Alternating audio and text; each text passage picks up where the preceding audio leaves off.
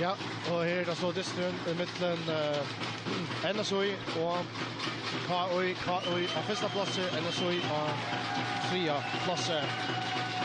Og her er heimalige i det, i malen Simon Rekvi Hansen, nummer 6 er Jan Marsten Mortensen, 24 Betuel Hansen, 24 Betuel Hansen, 1. Nikolai Køllers, 4 Jens Johansen, 20 Clement Andrasson Olsen, nummer 11 er 8 Fredriksberg, nummer 13 er Paul Johannes Justinesen, nummer 25 Tobias Olesen, nummer 2 Per Langgaard og 12 Einar Trønderjøk. Og så er det Kylie og i malen Christian Johansen, nummer 2 David Langgaard, nummer 4 Jonas Flint Rasmussen, 5 Ahmed Mujdragic, nummer 6 Sørmundur Kalsø, 8 Johannes Bjørsaløy, nummer 9 er Potletskjær, 20 Jalkrum Eltor, nummer 9 er Jakob Andreasen, nummer 22 er Majova Ali, og nummer 22 er Semir Hatsibulic.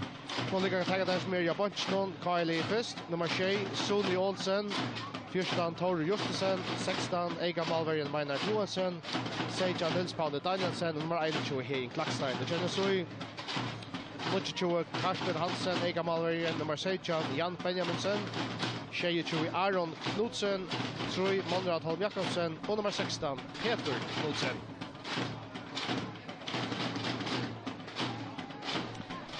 Det ser ut til at det er KOI skal börja distan. Potletskjær og Johannes Bjørsaløy, standa til Bøtmo.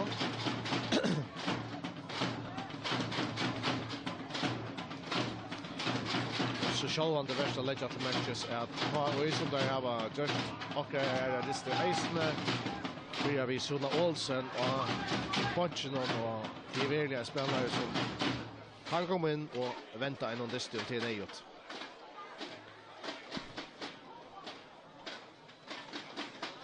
Og Lars Müller, dommeren for Truxla-disten i gang for jeg løte.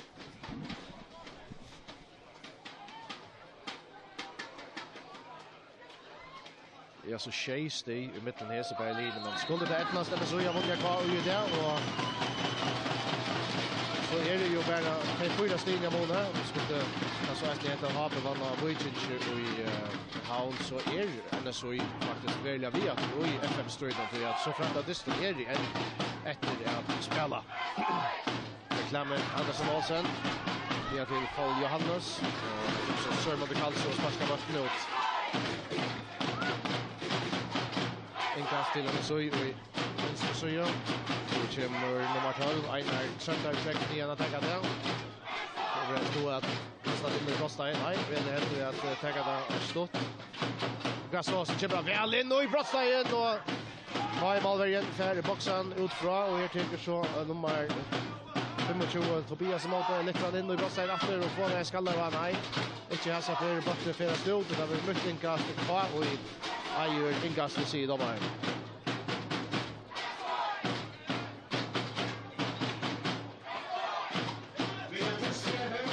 Sørmundur Kalsø for å tenke det. Fredra nian fram vid Søylinne, og nian av Potletskjær.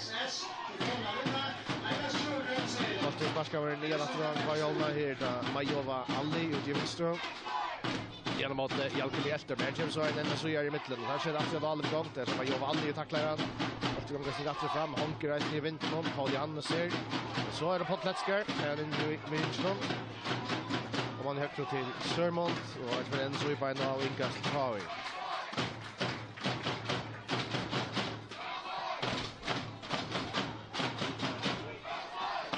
Skratcher Sørmonter. Lekt innkast. Det la nian mot backlingene. Semir Hatsibulic, etter til Sørmont. Og godt innlegg fra nesten, men Søyberg Hansen, Kamerhall og Hæsson.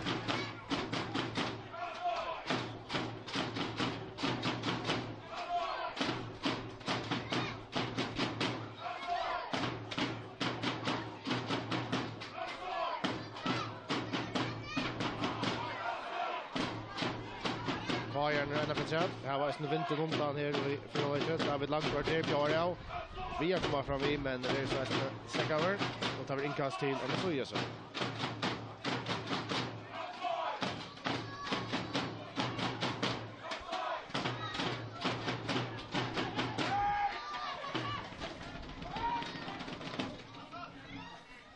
Och så när raskas där ända så i botten och med så Nikolaj Kallers då så gör en röjna spelare så försöker Trist och så en knallhård tackling här från en Kajer och Helikresten i halvtid i klämmen Skatter till Jakob Andreasen och i Gerhasa tacklisna och allt jag diskuterar golfkort av loftet knallhård tackling för Jakob Andreasen vi rakte klämmen Dolsen till så som till bättre komna bein i efter Spatto i Sucham Lotter slår han framvis 0-0 i mitten NSOI och KOI.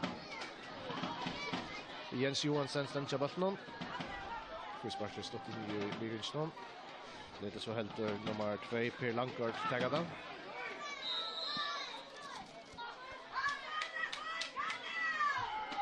Länk kommande vänster.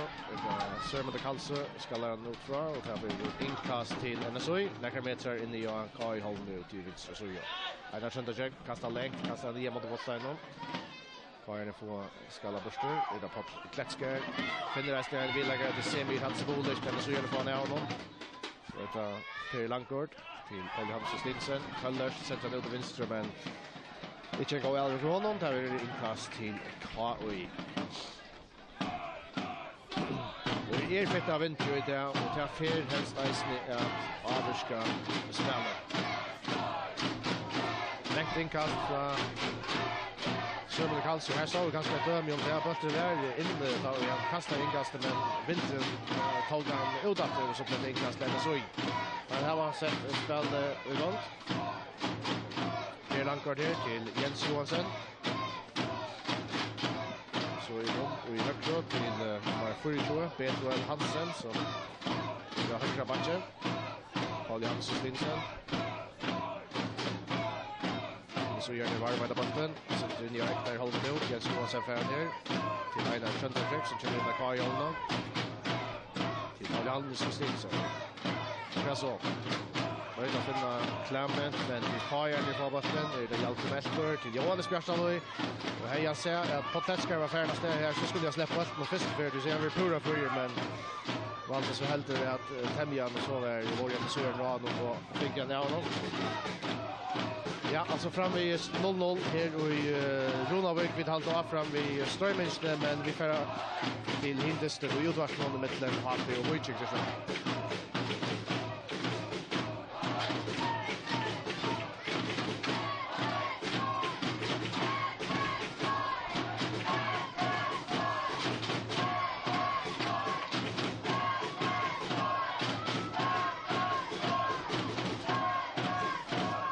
Flint Rasmussen, Jakob Andreasen, så då är det gott kort hängande, så man kan knappt följa. Han blev en troblar i defensiva Mivatar mot Kaui.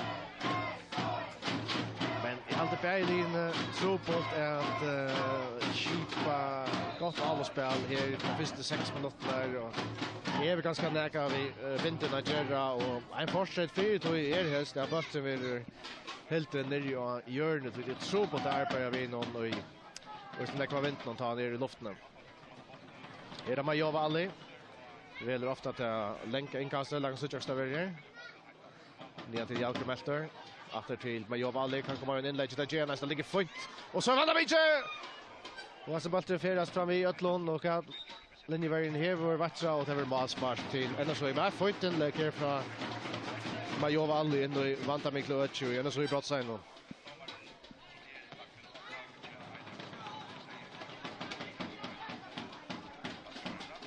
Summerek vid Hansen tecknar den. Jakob Andreasen vinner handen. Johannes Björsalöj. Så kommer vi handen till nummer 42 det Betuel Hansen och bollen väntar att Summerek vid Hansen.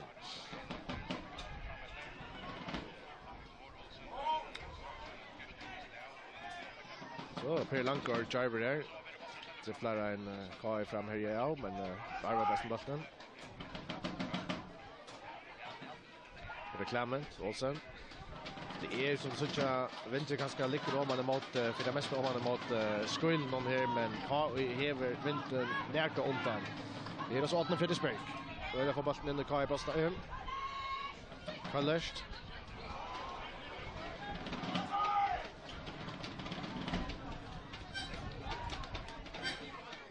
Jens Johansson till nummer 12 till Einar Kjellberg, vinstra backen. Om man finner åttna här, men det är vi happy om det skulle rättas, men Christian Johansson skjuter ut och hällde bollen och så jag vet att en KI likar skattren i brottsteinen och tema ver Miverian Ahmed Mujdragic.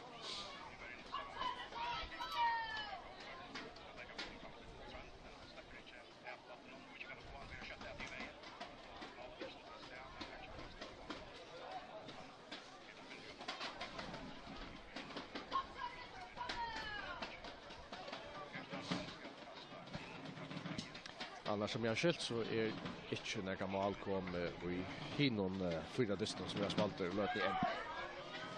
Skala emot B6 HP emot Wicinche TP emot B8 och så UF emot AB.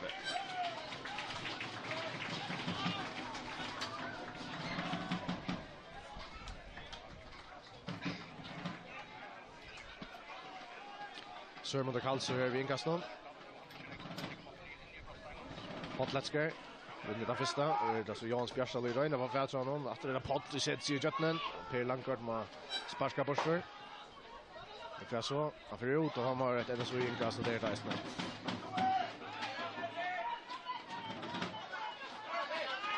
Einar Kjellberg. Kastar längt.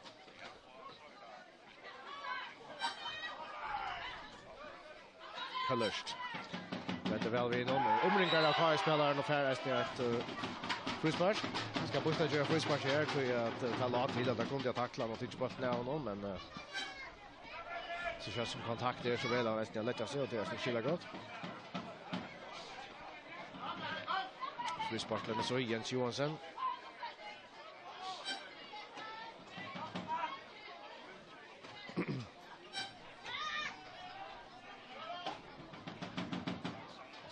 Så gör ni på Paul Jans Justinsen, vinsar ett inkast.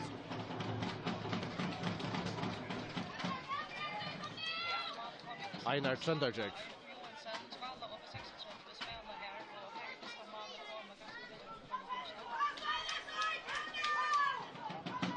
Läkt inkast.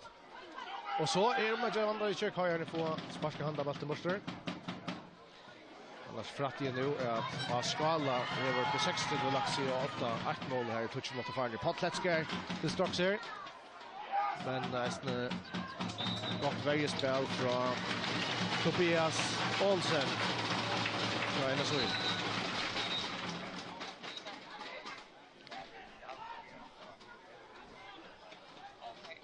Så är det skrätt vi hattar snusjon. Får jag inte släppa taggade på en men lägger mig inte. Ja, det är otroligt efter av Einar Kjellberg och fighta bollen in. Stäckna brottsna i väldigt sällan var också vi om vintern men spelar väl ja men en jerv out here my see.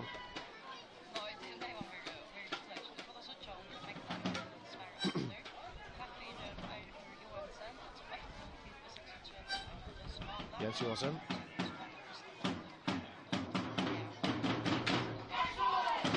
Skilja till 0-0 i ötlen av säsongen och det var Roald och Jakobsen som skorade för B6. Här jag såg att det mot Skala. Ja, och här är det 12 minuter farner och i Runavik 0-0 i mitten NSOI och KOI.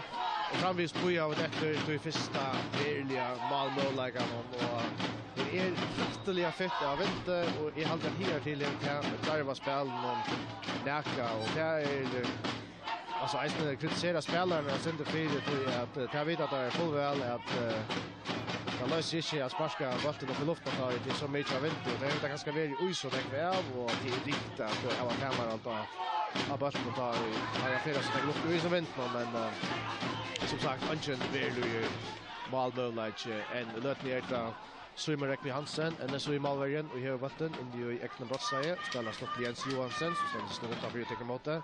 Skal han sende en lenge bak nye, men oi tog han skal sende Elvis, han vil han taklaver av Potle Kletskær og Bøtten Fyrjot, og det blir innkast NSO i venstre søye, som en Trønderjek for å teka, det er vel inn i NSO i holdene. Kastar han igen mot Paul Johannes, men det är så sör mot Karlsson som vinner han. Spelar han till Majova Alli som så sent han alla vid om till Christian Johansen, eller så gör Jackson nästan, men första för och han har ju vinter onta så här som bollen för längt ner och eller så gör han så längt han för ut till Maspark. Så det som jag säger här till är att det så är ju klara gången ut undervinden och omvänt Kai ska inte då att gången motvind när man ska skilja från så läs när att det är en truppelt China så gör vi så när kan undervind det att det omvänt Chakao att jag sett all upp i gång. Och så skilja mål kom i ärstaden. Ja, mål kom i Trondheim. Så med det kalls vi inkastningen.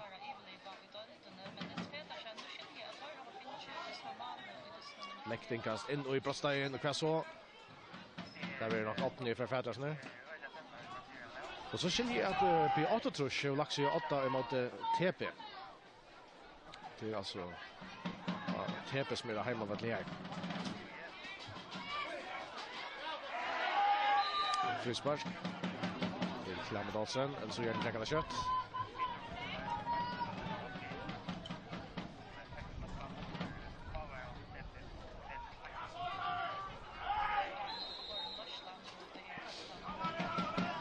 Nytt frispark til Heimalie.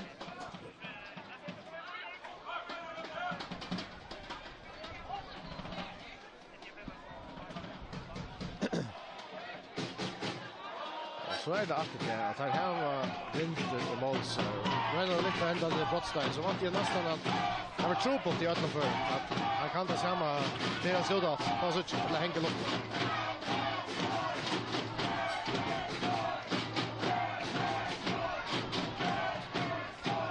Körde Amanda Major.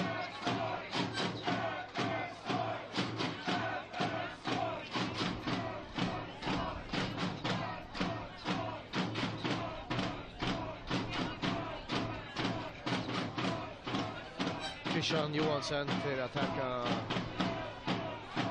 Masparken.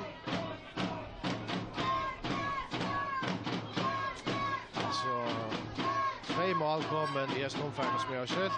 1-0 6-4 mot Skala och 1-0 vid 8-trush mot TP. Det är så ändå så gör nu, ändå ser det alla på gång. Einar Trønderjek för Fällberg som börjar. Det är väl 8 missar men inte en gång i Albrink för honom för ut till inkast. Och ja, det är också halvt då så borta där nere så får vi bättre fotbollsspel. Det är ju Fischiver. Det var för alltså en karriär som finns en snott till och Semir Hatsibolic Alja. Så mot Karlsson är klar i inkast nu.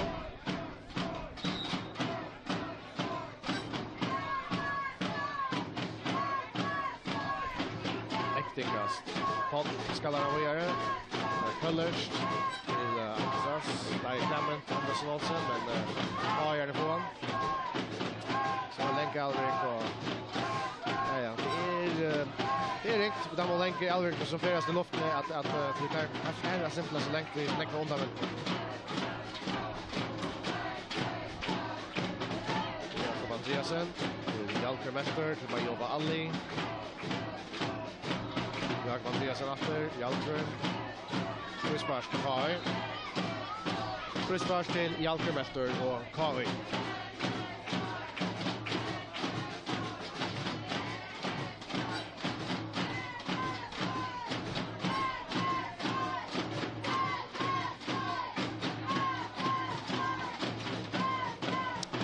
Jonas Flint Rasmussen till Semir Hatsibolic, åter till Jonas. Och välspalter av Kaja, nu lyckas vi att handa detaljer rättast, men väl i mitten Jens Johansson är snö och det var inkast till NSOI.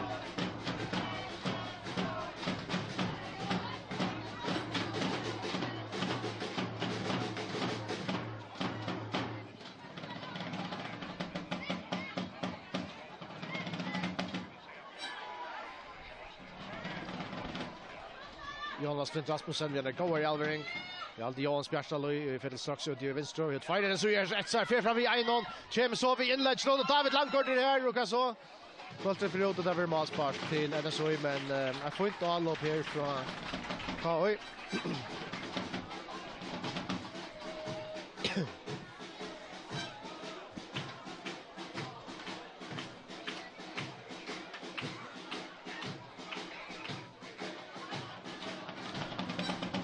Sumurek Hansen för lägga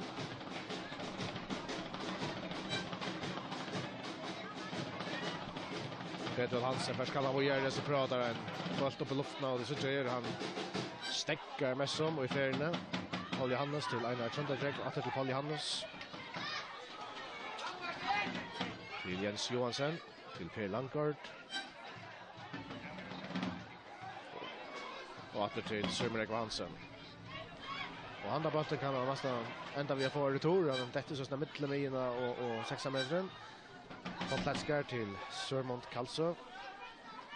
Och så för att rätta inkastet där gör en så.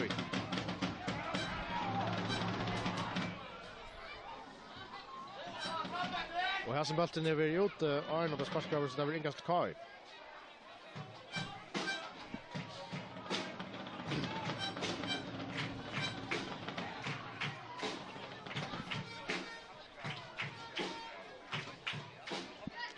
Sörmont Kalsö vi en länk och inkastet. Potletska färskallan vi gör. Och så eller så gör det fått fram. Jag tror att Pot och aggressiv. Är han neckfront och vila där helt tydligt. Det vann neck för Loftester. Ice med bollen när det var sparskul. Man gör alla här nere. Till Semir. Och tacklar över frispark där frispark och detta kan väl bli ett vanta med frispark. Sälja det också vi om att vintern ligger in mot NSOI malen så jag kan tackla på en och sitter Sonny Olsen och punch någon men här är det ärder och vi kan räkna sig Johannes Bjärstad då till dömes. Så kan väl bli en vanda med stöva och så är det ett gult kort och lofte vet inte om det är Peter eller om det är öppna Fredriksberg. Alla Peter eller Hansen effektiv. Så är det det är möjligt att för om man vill att lägga en tatt in att malen.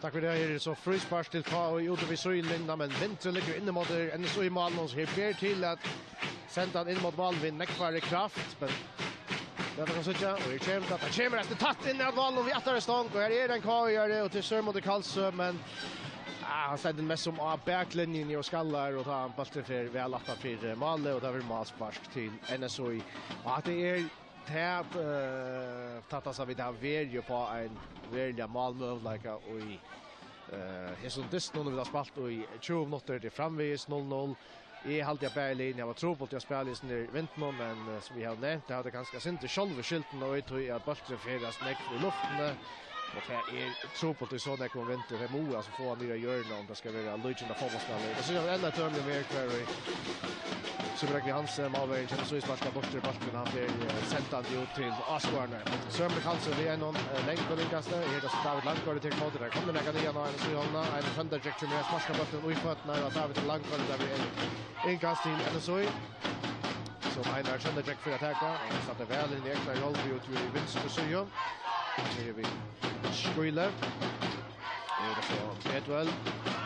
Och Johannes så omringar vi av Kajar och kan det vi Kajar vinner som bollen är någon. Kommer så sätta lägga igång till. Är det Johannes Bjärstad Louis spelar ut och i vänster till Bajova Allin och alltid så är det mest som kommer på plats. Johannes Bjärstad från efter fram Bajova med tennisson i vanlig och bollen för ut och där inkastar så i TT på den vägen till Paul Johannes och Stinsen stopp till Clement Olsen att till Paul Johannes. Och Elvis och Kixer fullkomliga bollen för ut inkast innan till KOI touch meter eller så Johannes som det kallas direkt till David Landgård att till Sörmont Kalsö ut fighten så gör rätt så missar så är bollen så kan han så i kontra Paul Johannes Evran räcker in och KOI håller och det så håller de kort och där blir frispark till det så ju till den där touch 12 meter in i KOI håller nästan ut i vänster så gör Trønderjekk för att ta det. Och det är typiskt den stöva där man är sett bollen nya nu i brottstegen så motståndaren men i visst det blir till och så det kommer åt men så i här och i lötna. Jag vet inte att han färnas av bollen i retur man right det. Kanske man vinner att halta han hade flatt men så ska han köra i mitten där blåa trötchen. Låt oss se vad vi Einar Trønderjekk kan göra han här för en smash-teknik. Men så är det var sett för att fram har det inte alls så för skatter. Det är ju det att det är så där klump in i bröststegen och så hur det är. Efter den karriären så sparkar bollen bort och den där helt ner så är det så i Malverianon. Det är så i Malverianon Hansen spelar nu till Ante Petrell att det så direkt va. Så är det sin truster. Det kan så ut att säga att det får emot här. Nummer 25 Tobias. Mitos Olsen. Det var just frispark. Det måste honom och till någon teacher frispark där det så ut. Det här var bollen stod utanför Ekman Brottstein. Jens Johansson vinner ner. Kajer har lagt det högt så det är alltid tjej Kajer uppe i en så all extra bollen men det finns nya Kajer nu. Här vinner Kajerna. Jakob Andreasen till Pat Kletskär. Vi öppnar i högt till Sörmont Kalsö. Till David Langford.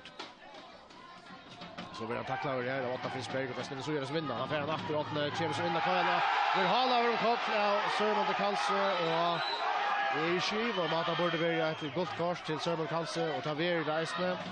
Sörmont Kalsö för goda korset från Lars Muller. Det är så att det är 3 goda kors i 4 läge. Jakob Andreasen till Kaj för första.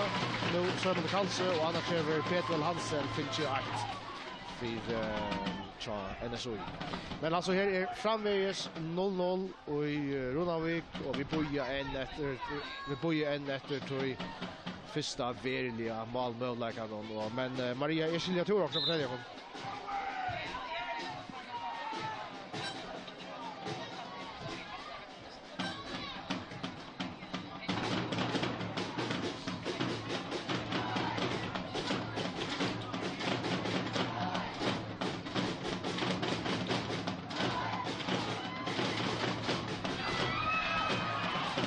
Sörmont Kalsö kommer in i Brottstein. Tröster om mot Johanna Fletchner. 8 för Sperk efter honom. David Langford. Och han har vi nappet till Ahmed Dragic. Och så skulle det Hansen. Men nej, inte det Malmö-läggare. Men det så kom väl på skjortet att man också om att det var så att man motvind och eisne också var vanliga hur väl far och kan trusta målståndare som där löms Reina Jerry här men så är det spelas väl på skjortet. 8 för Sperker. Per Langford. För det tror Petrell Hansen.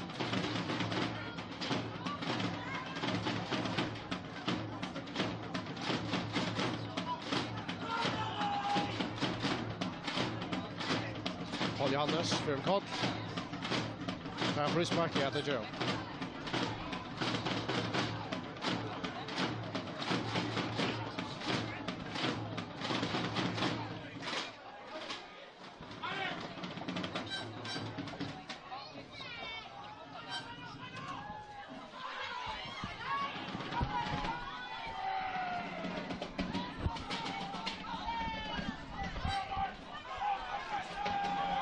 Så Ahmed Dragic till Semi Hatsibulic.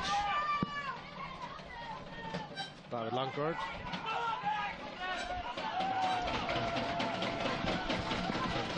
Vi skiftar lite av er in i alla in i strömmen och så skiftar vi. Fast nu är det strömmen. Okej.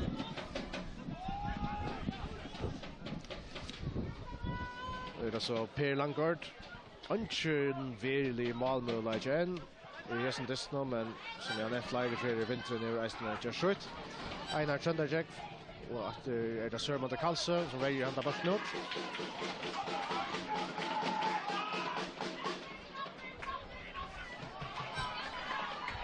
Potleska spelar väl till Johannes Björstallöj så för Hannas där vi fått lära för Varska Brottstein och Genesoi 1-1. Kan han få lägga på sjur? Aj. Alla kanske finna en villäggare här Simon eller det var inte vad det var skott men jag går också nu. Ja, var det samma att han inte kommer vi vinna så men han har gått pröva han har rönt så i högra benet men jag hade Malmö här gott täcka stövna. Han går runt där Johan så ligga.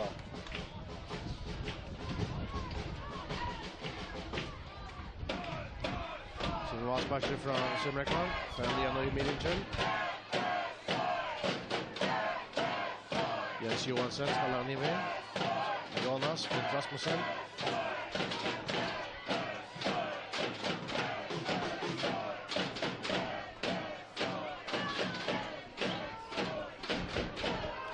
Jens Johansson. Så är det väldigt här vi är alltid till Jakob Andreasen som ligger en skier. Stäcker i dysten. Så ska det hända här vid Jakob och man för att klara det. Ja, jag vet inte om han väljer den här duell men han ser ut att vara klar rätt. Ja. Där måste bli ett litet uppkast.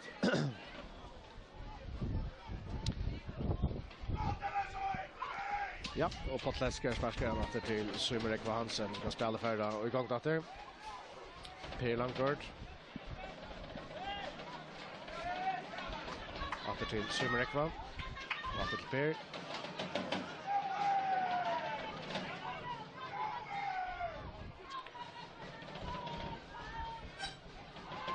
Semir Hatsebulic. Jakob Melter till Johan Spersalo i fint K i spel här. Gott inlägg i snö och här är David Jatter stånd och till Lukavik. Och ja, här har vi en tre all upp här för kvar och i sista minuterna som har vi go men manglar också att det sista. Ja, här såg vi ett tecken på förläggan. Johan så vi vart någon här en journal go eventing och för att få ett inlägg men David verkar ska och så länge bra.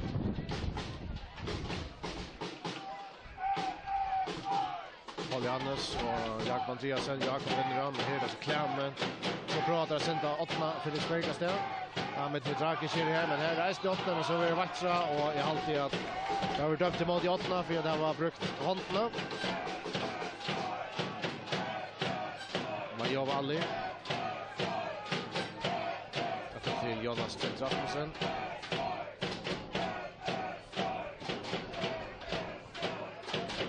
Så att det KOI, det halter det KOI som vill Meira och all uppslöv om lötne. Det är Jan Spersalo men han räcker sig i trubbläggar. Åtne där bollen ner. Felixberg. Börjar finna Klammen. Och passen period.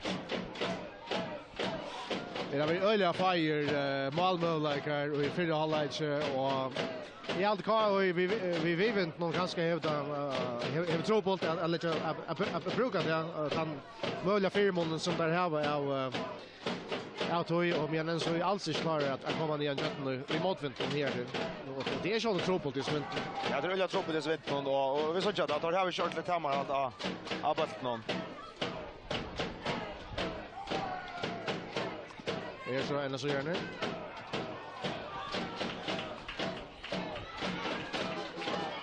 Och så har man ser vanta bit Semir Hatsebulic. Oj, Malika vi har kommit till skott och att av här. Ja, här ska all Semir Hatsebulic. Han kommer om mot brottsein och tryna så ju gick hans forsint. Ja, och här han skott. Vet jag inte kom för eller kan det vara så. Står han så. Man håller med utanför mitt för utanför brottsein och här helst så skårar. Ja, han är en av fina innan så han kan prova för Aja Metson här. Han är vivent och han ska röna. Gör sant ja. Han gör sant ja. Det gör han.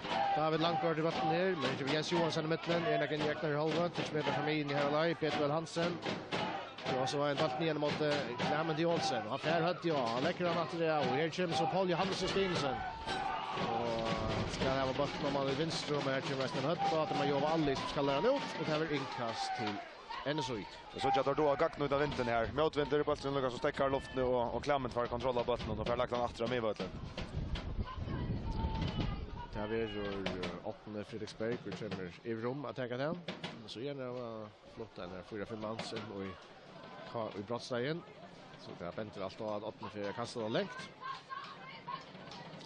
Det är att nu Paul Johannes Justinsen att kasta efter här. Jakob Andreasen ständer honom. Där blir resten efter Paul Johannes. Han vinner han nästan fan in i brottsteinen och så över bollen. Sparkar ut från på Letska tycker mot här. Färskalla och synte vi gör men för vinner så han aldrig den så gör så sparkar han ut och det blir inkast till Ha och också väl in i ekta håll. Så man det kan så vet du. Han fixar han vinner så när kan bättre inte konkurrera fram kastar så lätt igen överst vintern undan. Vad det tror väl men så Jalna linjevägen vattrar och det är alltid här frispark till KOI och när går stövet det tatt ut vi så ju linjerna men där har var vintern undan och Vinsabart spelar kan låta tro på Jamalman och nu Jan special ständer bollen och så Dora brukar vintern och sen in mot bollen. Ja, jag kan målrammorna så kan allt hända. Ja, det spelar Louis Kaira så sen lägger in och en så i bosside. Det kommer in mot bollen och så är det Jens Johansson som uppe och ska lära tuppningar med att han kommer upp på färna bollen annars var det trubbel sen så i målen. Johan specially för en att se det färra. Kommer in och Brostein trying så skjuter och räcker där så i bein och kan så att det Jens aldrig och han färras ut på bollen borster. Kläna i Sörmonter lägger emot och så bollen spelar ut och där inkast till Paus men så slutna över vänta lagt Tyskland. Öliga gott av Johannes kan man säga. Det väl för boy. Och efter KOI här Semir Hatsebola kör bollen till Romana Backlund. Lägger han så en fyra. Och efter redan så på en fyra hesa för Petuel som sparkar bollen ut här och det blir inkast till KOI. Jag tycker Sörmonter kanske.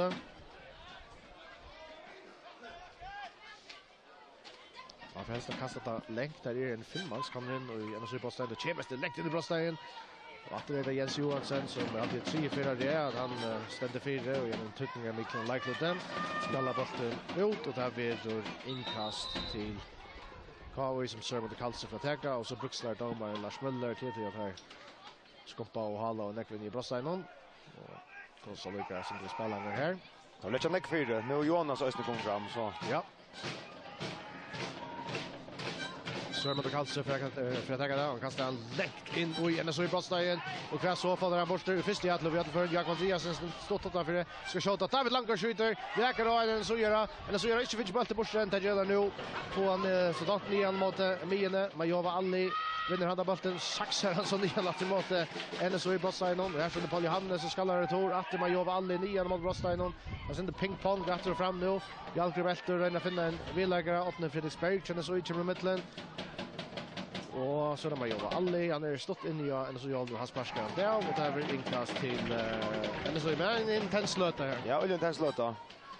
Alla är första att ha nästa bollen alla samtidigt. Han är annars ja.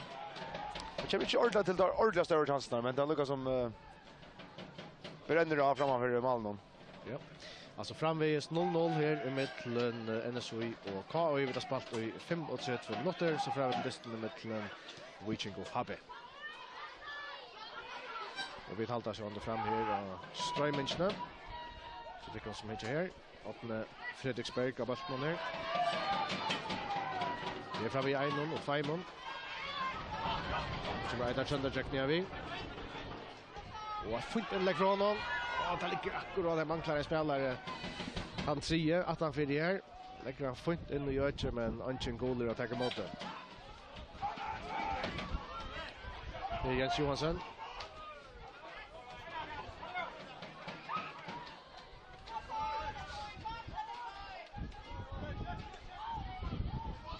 Jens till Per Lankart, till Fyrtjoa till Petuel Hansen.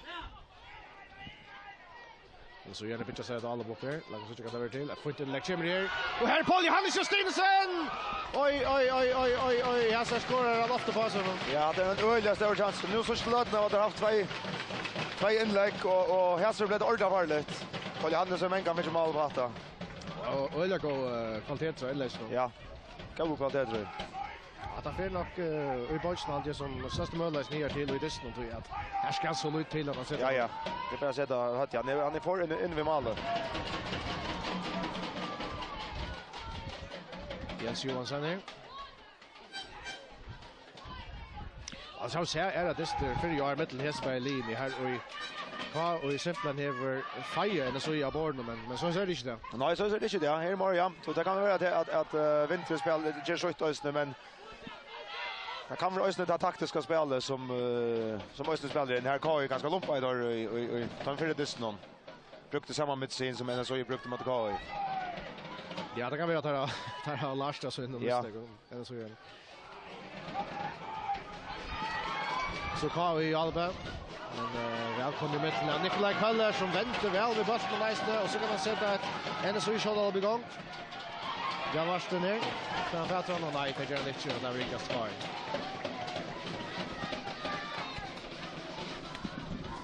Det har ju det så där. Jag har rätt att det var så jävla här.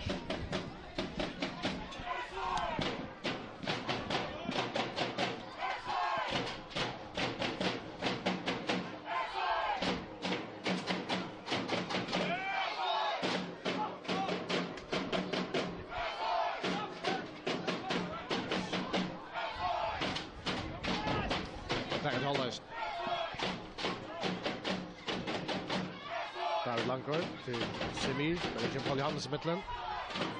Kasso, Jakob Andreasen. Så frispark till Kari. Och jag går kämpa av Jakob här med mitten. Han ska ganska ansett. Han är gott kort, men han lägger näck för. Ja, han fick gult kort långt och i 3 minuter i halvtid där. Ja. Det är en tackling. Han lär en närmingar som en närmingar. Det vill säga en Mitchell som verkligen har teachers och neck fram. Kämpestörst talent. Ja, man också sjunger ner så som spelar. Fast att det är nicht. Det ligger en karriär men det är inte frispark, det är inkast till en så det Semir Hatsibulic, men han kommer fötter efter.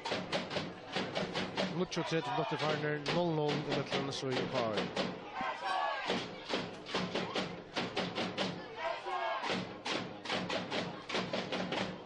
Att det är Lamaspark.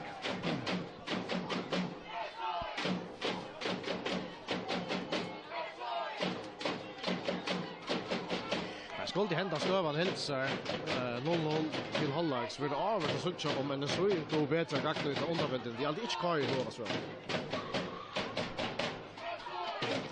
Jag ser att det blir av att söka om en så ganska då bättre gakna ut undervänden. Ja, Kai har ganska inte gakna ut alltså. Kai lukkar så spelar sig inte på kontra. Hur ska det så slutna och där har haft några stöver debuttar de är inkast och långt frispark i fyra men man ser några från bollen ganska ungefär så långt.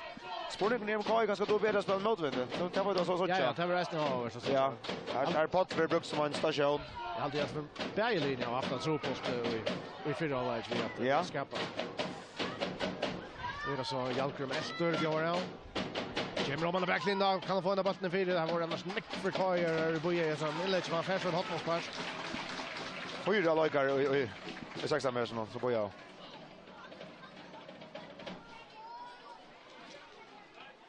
Och där är nog Jan Spjärsal för att ta det.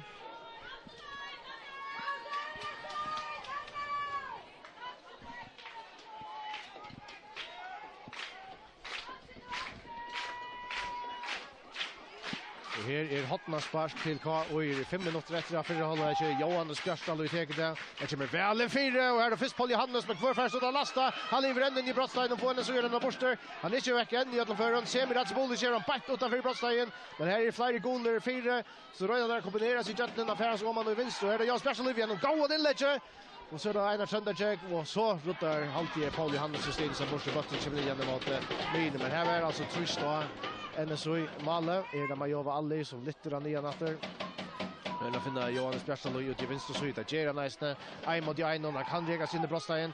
Gera nu. Läcker av alla fyra Potletsker! Skultiga scorer! Fantastiskt inlägg för Johannes Bjärsson och Potletsker kommer att stanna pura fröjer. Jag hade varit inne i 5 meter med skallar några få centimeter och på Mivlecher näkt av nästa möjlighet ner till. Och här Pia Pott allt och jag scorer. Han scorar allt och på hatta. Att det är klart största möjlighet det är ett perfekt inlägg av Johannes. Vi har på en Johannes ända och jag tar stånk och här sänder Pott och ja han tar bara så i mål. Hebersen vet han spelar här till allt det som är sett mest igång till Chaka och Johannes Bjärsson väl upplagt. Ja, och det är väl upplagt. Ja, ju vänstra bord och högra bord alltså han sett flera män av och visar gåan tekniska förlägga. Men jag var inte i Iva om man ska landa bollen i målet tror jag. För det första var jag så när vi och Paul Thor i pannan och Ja. nästan chockerar rummet att han kom. Jag tror att han inte skorar på. En risa målet. Han har gått all upp. Ja då. Det här är så inkast till KOI när 15 meter in i Sujolne. Sörmont Karlsson för att ta det. Det är vintern undan så där flyttar kan fem spelare ner i brottstegen. Han tvåtar nästan väl in i Sujolne. Så var han sparskar över Buster. Här är det alltså Clement Olsen från Fältranon. Centrar ut i högt tror jag. Det är Jan Marsten som kommer fotlar för men man jobbar aldrig mest väl ner tacklar han. För han in till Jalke Melter men Elvin Schonnes och Nave. Så ändrar det så vi David Langford färra ner med bollen för det och det var inkast till KOI. Jag hämtar med Lennesui. Det sa så ut men KOI för inkasten. Sörmont Karlsson kastar.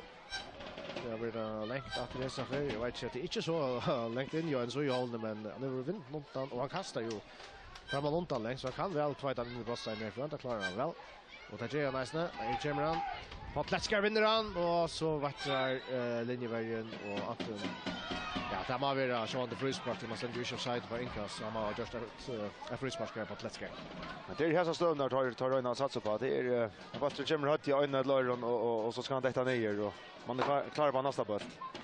Halver andra minuter efter av förra halvlek i mitten.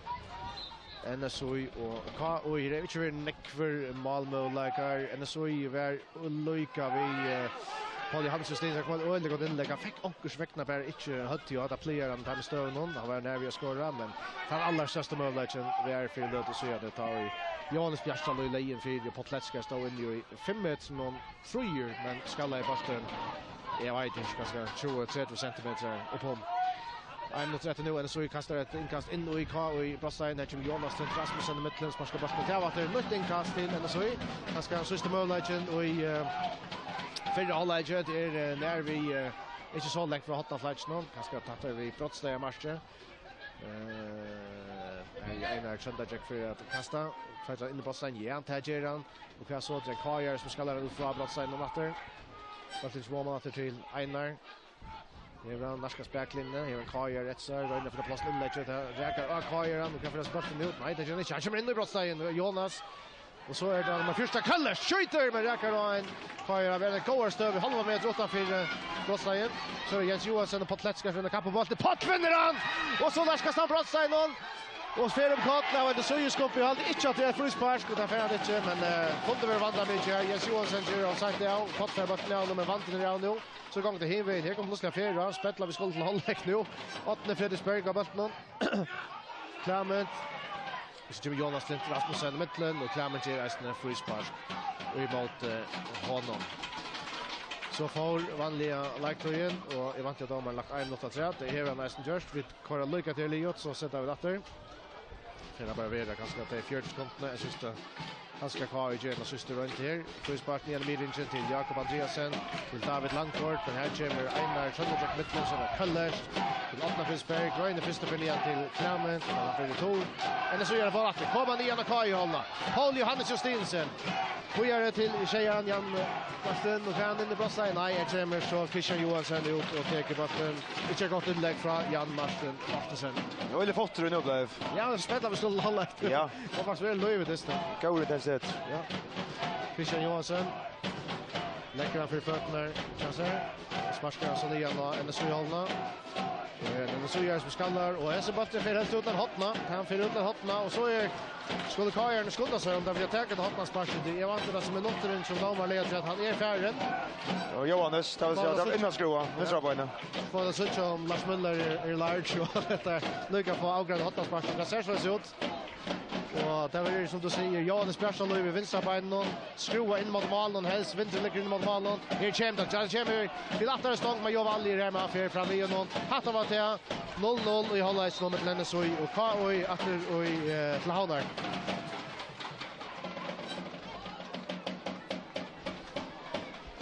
Johnny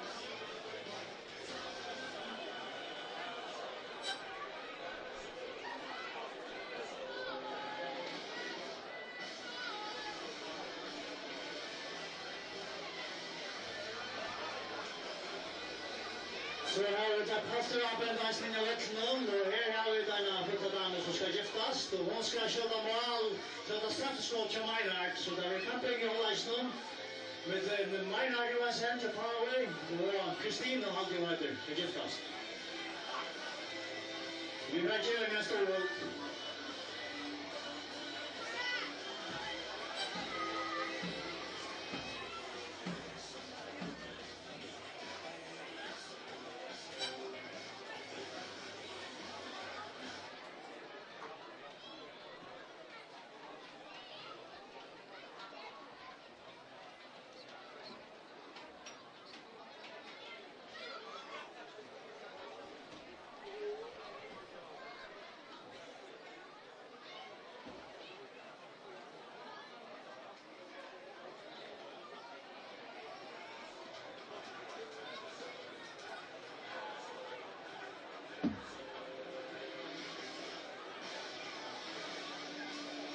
Så är det straffkappen går i Malmö.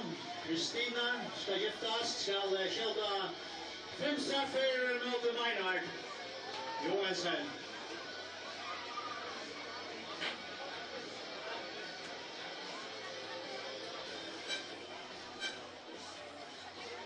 Så Jerry så klar om det bästa skottet. Agenda.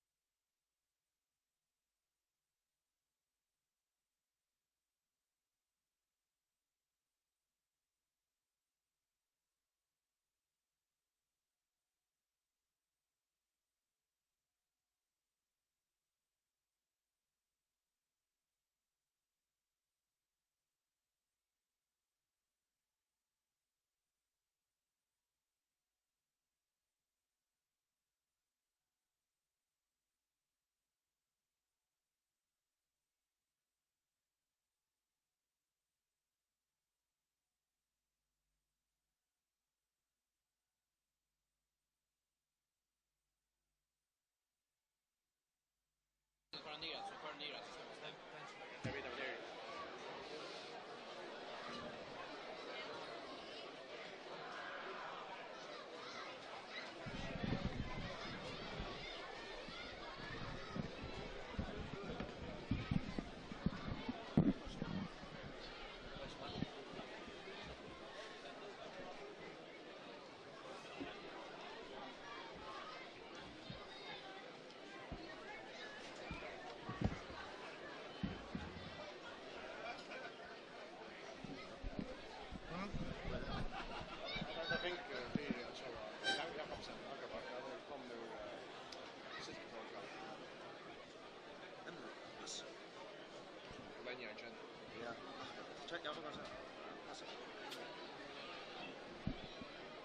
Det här var också spännande.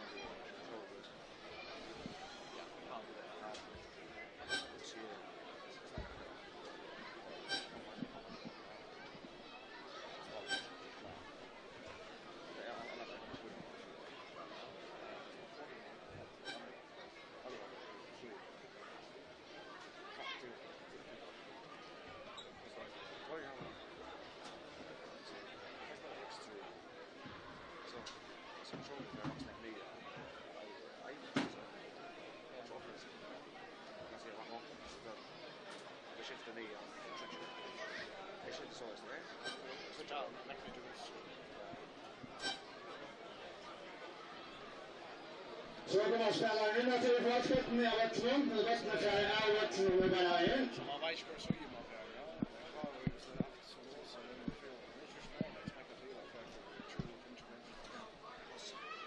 20 man vet så ju man där. Då det man spelar. Det där så.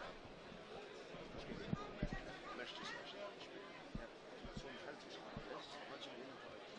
Så spelar vi upp så läsa det måste Jimmy kommer ner så.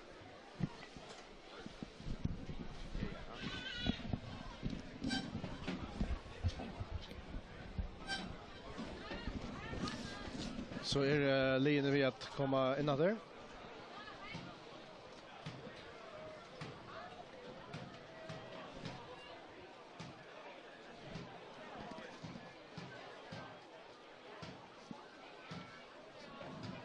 Och det är alltså NSOI som ska börja sätta halvlek.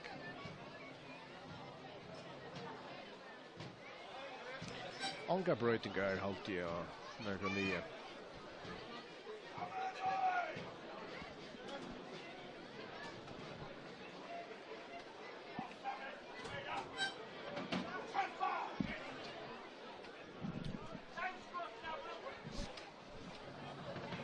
Sen så skorar ska gå för plus här och vad skorar här ställer frågan om förstår det.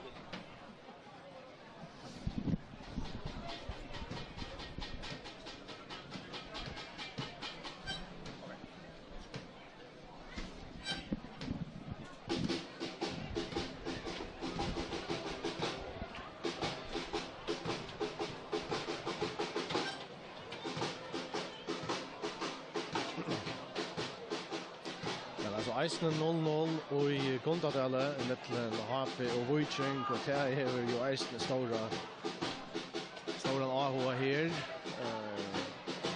Så det er ikke litt over. Det er jo sånn at jeg skulle gjøre så i vunnet hentan og Viking og Lønnes vinner Gondadale så er bare ekstra av måneden. Så gjør vi det at Leifformeren tja Kåre er ferdig ut. Jonas.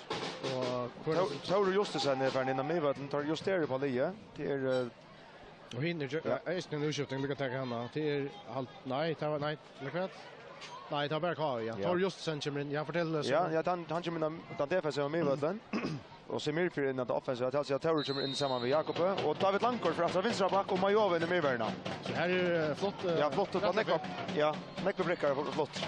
Jag vill se att Jonas må ha haft en snott. Ja, det var väl en skrej helt enkelt. Ja. Och här frispark till Paul Johannes och Stinsen. Nu är det alltså en så som över vänt till montan. Det har kvar David Langkort att han kan bära spela med över och back någon och långt fram i vatten. Han är sån. Och gott klip. Han kan bruka sättas den. Marstensen tar frisparken, lyfter han in och i Brottsline och så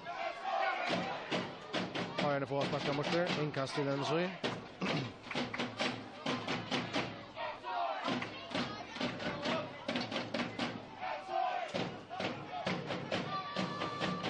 Per Langford till Jens Johansson.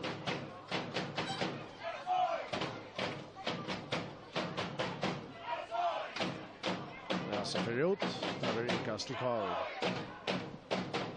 Tauro och Schottman inte är några olja stora med över så var det jag vet att de har olja brukan till troblar underdistan själva. Han spelar sig nära distan och En slush med över. han slush med ja.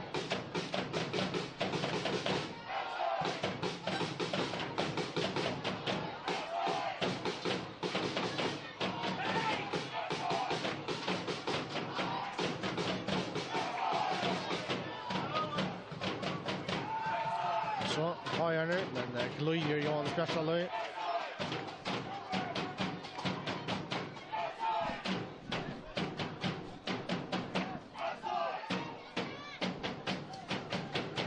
Så en länka boll liggande mot Kai Brosstein och här om att Jeff Vandovic i halde det Jan Marsten. Mortensen kommer in i Brosstein. Finner Klammen, tar skjuter och så fjärde körde skott och aj, här ska han få näck Maja Borsjord. Klammen Dolsen. Ja, det står som inte är vanliga sådär. Takai spelar att en länk diagonalsändning kan cykla från Sörmont och här vidare vid att Aventro hjälper till. Så ändrar det vidare vid Hotnarsparsk. 8. Fredriksberg tycker det. Och det är tatt in av malen, men det är en Kajare som skallar den ut från. Och så vänder det Atter. Lite han väl in i Brosstein. Atter skallar över ut från. Så skjuter han och skårar!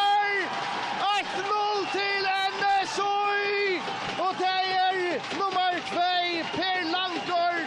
Bollen blev skallad över ut från. Tog emot vid Brosstein match. Här står Per Langford och han knallar i till. Och så är NSOI 8-1-0. Ja. Jag skulle akkurat säga att den så var kommit näck bättre för sig och så att man var inte och tar haft taktstocken som man säger och så skorar då. Och Rabatter som skallar ut från och Per Langford sätter Brosstein matchen och skjuter han flatt. Klämmen det är en stora möjlighet att bänt Arjen rakt han alls inte men så kommer snö mig var ju nian och går som det ska göras men mest var ju så med stöver och alla till väl sett in och Per Langford Flatt Christian Johansson omgång chans för Kajmal nu. Ja, så skiljer jag aldrig resten kom Ära Stenjers från Maria.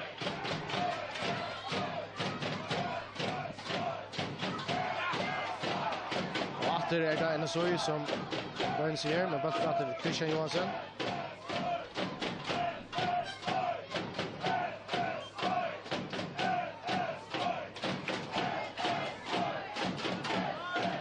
Christian Johansson här. Och så om att spela sig trolläkare.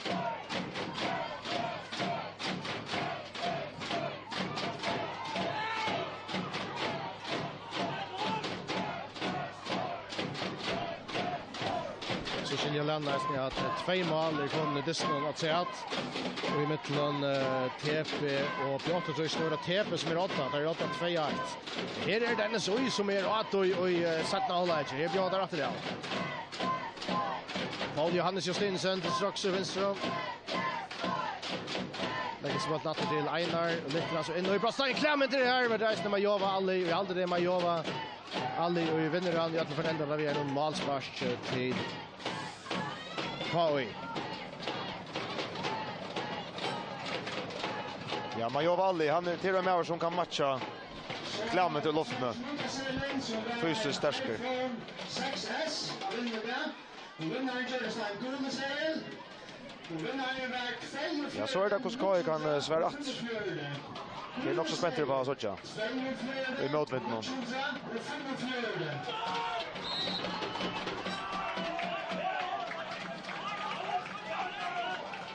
Frispark till NSOI. Här till KI. Ja, NSOI hållna. Johan Spjärsalöj ska ta det.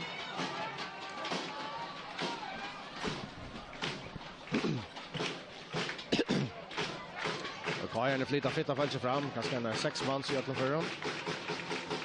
kommer där från Johannes och det ligger väl, det kommer väl in i brottsteg men kanske oj så där malen och Strömmer rekviansen loftar han väl och han just kött och vi har vänt någonting längt ut sparken igen och AK och i hållna Klämmet jaxtra bollen David Langkort fan körde väcker som som Majova Alli Klämmet häver han till 18 Fredriksberg och kväger han skjuter och hade var det som jag sagt ifrån Kylin under förhållandet undanvänd Reiner längskott och vi såg att 18 Fredriksberg som häver gott skott för inte Ja, jag tror att det. Vi tar några halva chanser här som Semir kanske skulle skott till 18-20 meter men med 8 Gerta. Till att bruka vintern, ja. Christian Johansson vid målsparsen.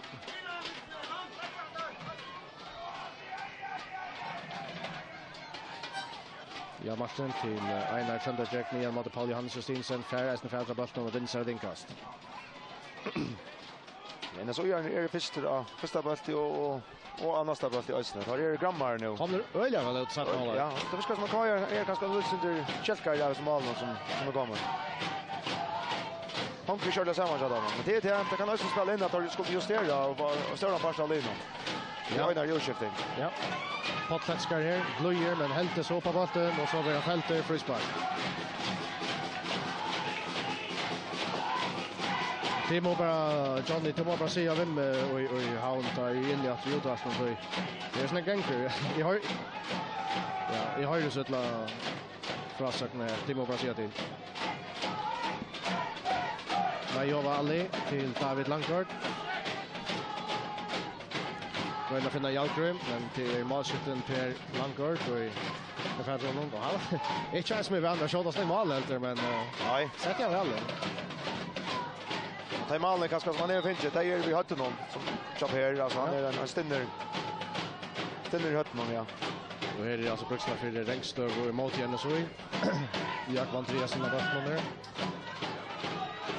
David Langkort som var söra vänstra backen.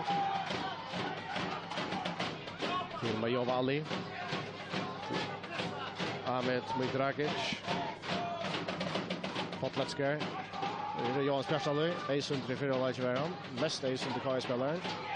Det var en flätan bort in i brottstegen och Jens Johansson tar inte kämpan väl, men det är varvat men det är ganska farligt här. KI kommer in i brottstegen, Röjda så finner vi lägare, men det är alltså Jan Martinsen och vi sparskar han ut. Ja, det har spelat i 8 minuter nu och det första vi såg ett kvalificerat allop från KI här att finna Potl i mittelrum någon, han här har bara från vägen nu igen och så gångspel härifrån. Johannes och Sörmont.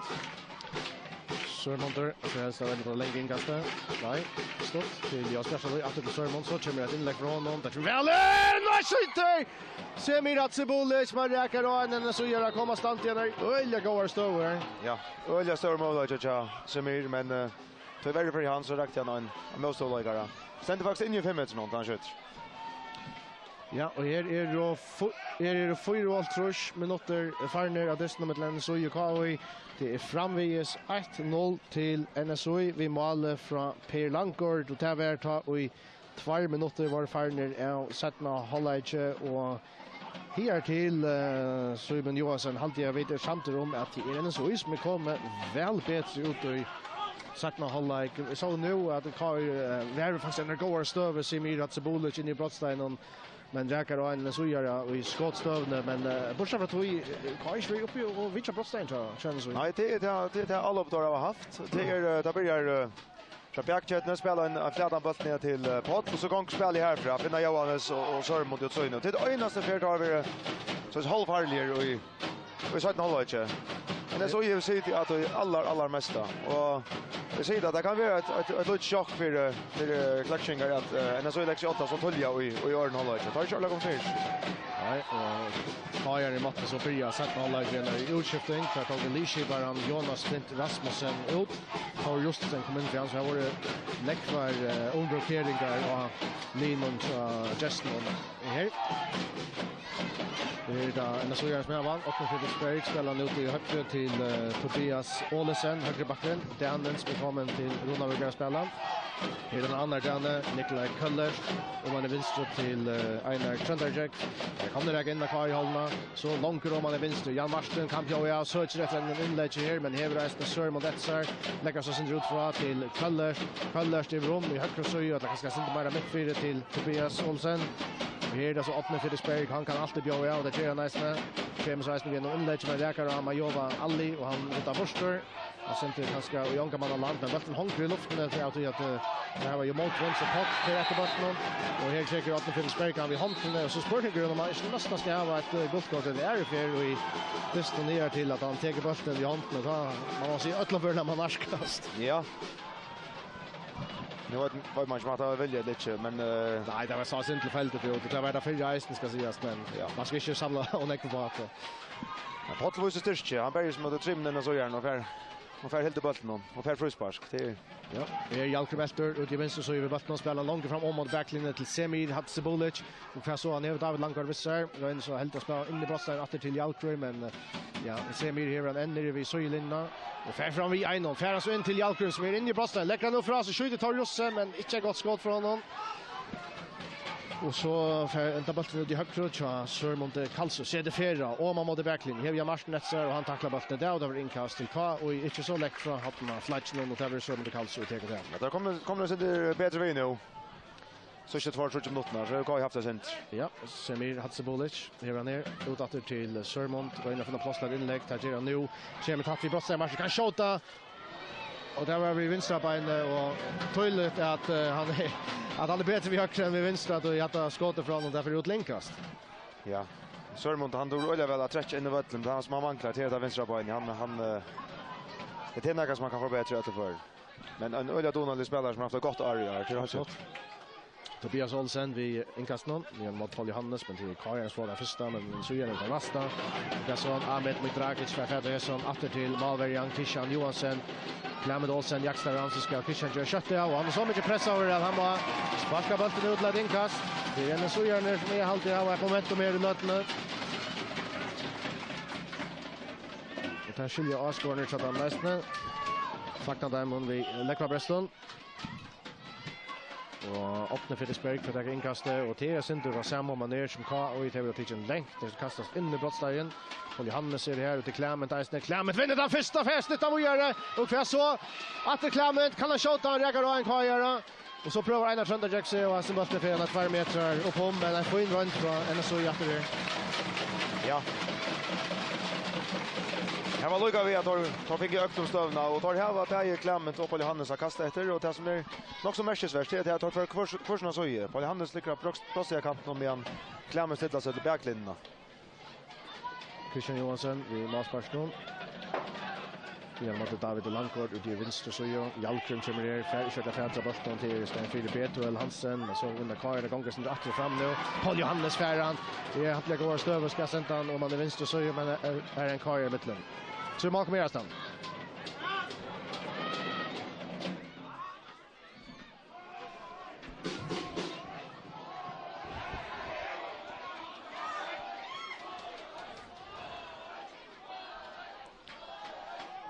Så höra vi till att det är 8-0 till Viking och i Gundadale och här alltså NSOs med en gåva stöva.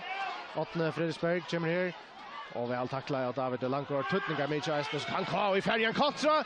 Aj, jag skulle jag spalt till Jalkrum efter som vi är så pura fröjer nere så men aj inte gott överblick han Nej. Alltså för jag ses mer jag vant till Jalkrum men kunna reach så fri om mot mål om vi så fick bollen. Helt säkert så att sa han inte.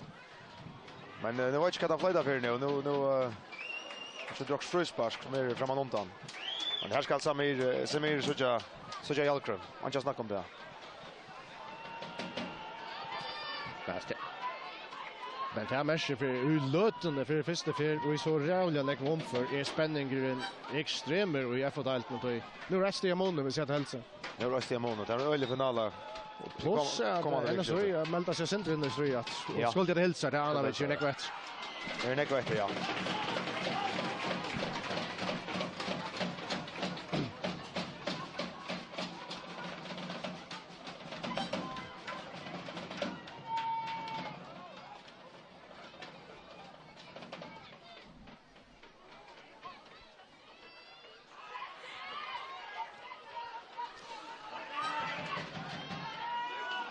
Jakob Andreasen för en kort.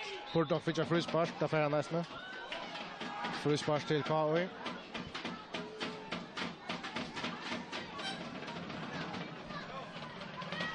Så Reina Kajar nötter. Han var flott neckfart fram och kommer helst att inlägga sig. Tor Justesen. Och här är KOI Alve. Tor Justesen rör sig vid en längdskåde, men Søymer Rekli Hansen bjärkar. Här är då 1 minuter farner framväges 1-0 till NSOI. Målet kom 2 minuter in i sättna hållet. Det var Per Langgaard i skåra i till. Och i halvtid resten tror jag säga att Charlton var ganska jävna sig center ut till sista minuterna. Så ser man om till de första 16 minuterna här och i sättna hållet. Halvtid NSOI här blir att vet bättre. Här kommer där efter. Paul Johannes Justinsen till stocks ut i vänster.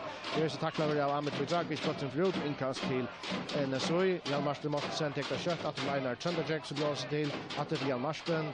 Det är Paul Johannes Wessar, Einar Wessar, Einar Färran. Långt rätt till Kallers Pro så har sänt av för att han ger nästan väl. Jan Marsten Färran med 10 minus nerskå. Sörman de Karlsson för bollen now någon. Sparskar ner efter här till Einar Trönderjack och Stephen Carrier mittläst det har inkast till NSOI. En stor där kunde kasta den i brottsteinen där av hotel där. Einar Trönderjack kastar längt och så Per Langgaard målskytten kommer nian och i brottsteinen så att det är längt och inte riva som i tog. Så det var 6 NSOI är kring i brottsteinen. Nu kommer han väl in och färdas för gärna och kommer vinna där till klämmet först. Och så alltid av bollen vill tackla borster av Ahmed Midragic. Det var nytt inkast till NSOI men när via klämmet fick upp på stor här. Hesa för inkastet. Bättre shot hatten av Fletcher när 4 meter från dig. Einar Trönderjack täckta och att det kommer bollen längt in och i brottsteinen. Att det vill snitta över vojare. Hesa för det Jalkruben där. NSOI det här var en shota. Det kan en Kajar och appellera för brottsvars men det är nog så sant för dem att alls inte väl. Spel gång resten av vojare här så Semir Hatsebolic så fäller strax ut i höger. Sätter att den här färran häver och så vill han tackla över bollen för ut inkast till KOI. Det är väldigt kommer Louis vi hämtar desten att han har att NSOI fick att mål. Det var just det som skulle till. Ja, har säkert. Kajar Gerard Fria kommer i allot men tar skulle börjas vi NSOI är över vintern och tar här att Tors för sig komma att allt större. Det ser ut som NSOI gott tagat och NSOI spelar flyter och jag bättre än att göra det för alla. Petrol Hansen och man i högre till 8 Fredriksberg. Narskas brottsteinen till KOI. Kommer så in igen nu. Fer fram igen. Skjuter och skårar! Att det är stantande mål från 8 Fredriksberg. Fer fram i 1-0. Driver in i brottsteinen och sänder så bollen in i Söjenöte och lägger NSOI 8-2-0. Ett flott mål från 8 Fredriksberg. Ja, och i bästa Arjen Roppen står i vänstra benen driver med hotten någon 6 meter sträcker så in och snurrar bollen i motsatta hot. Fantastiskt avryck och mål av Ottma. Och så var man spela kvart nu KOI. Kvart är det där nu.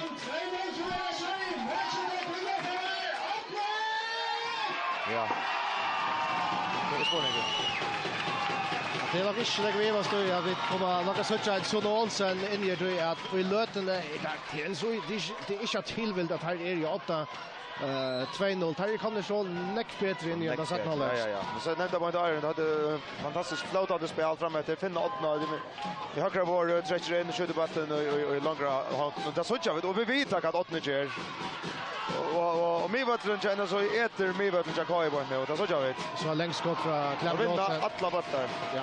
4-3 minuter farner och i Ronavik vid Lötjen Stövan är 2-0 till NSOI. Vi får att till listan mellan HP och Wojciech det så.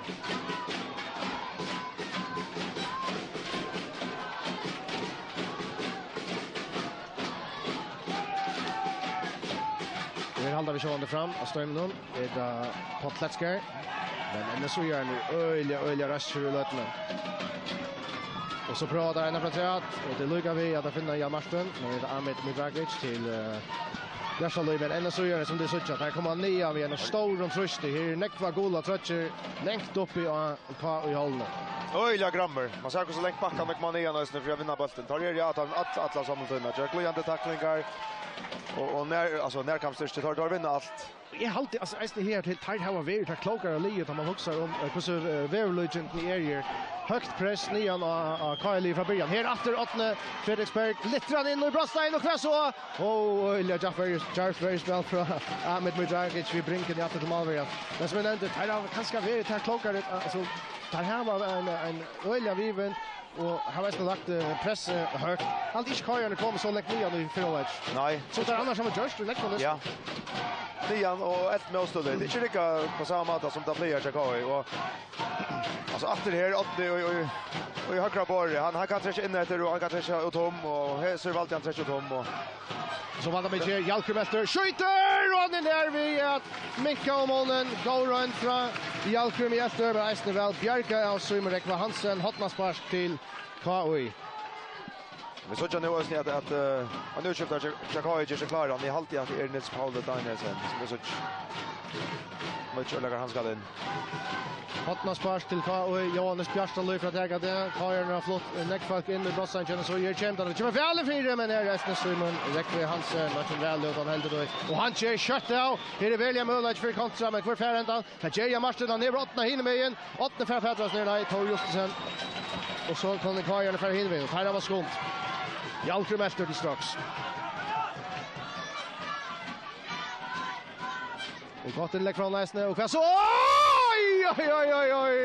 När vi har Potletskar skorar. Alltid där Michelin går igen och så i världen och så Ölja när vi har Pott skorar. Det väl här av Jalkum. Tauro vinner bollen Jalkum för strax och lägger väl en period. Hur visst så ju. Så kommer Hotnaspars här. Då har vi Jalkum efter vi ska ta det. Så det är väl och här är Akmin Bojagic men resten så gör det som vinner han nästan. Bollen färas för ut. Ja, där för han inkast till KOI. Johannes Bjärstalöj sen Janon. Så mot det kallt så kommer Sean att ta det han kastar längt.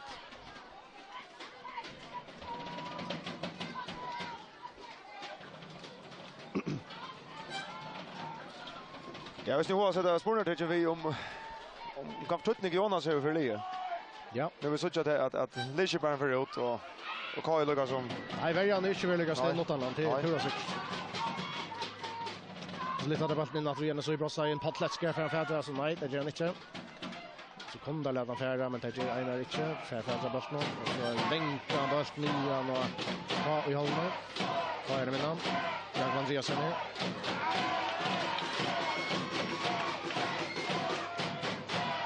alltid Johannes Bjärstalöj gör han ska komma till skottskytter men räcker han så gör han. Kallers. Tauren. Har han lite första nu men så gör han kommer med mitten. Olli Hannes och Stingsen. Flammen. Andersson Olsen till Ottmar Fredriksberg som skjuter ett Einar standande floppmål till 2-0. Det betyder att Tobias Olsen inkast.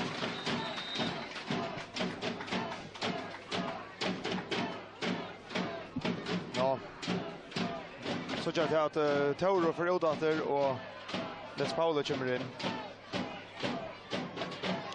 Tauro från Odater, kan det? Tauro för Odater. Jag vet inte om den ska ge ett lag man är ganska taktiskt att han fattar inte väl in distan. Nils Paul kommer in. Ja. Nils Paul kommer in, ja.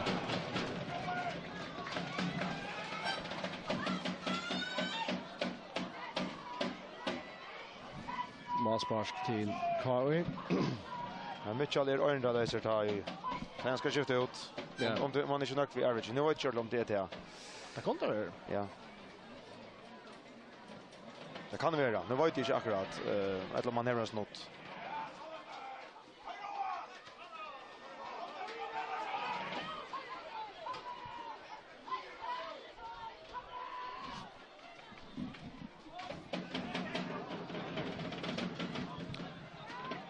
Christian Johansson har valt att det Kajan skulle göra kötta nu. 20-30 av varje lag till 20,5.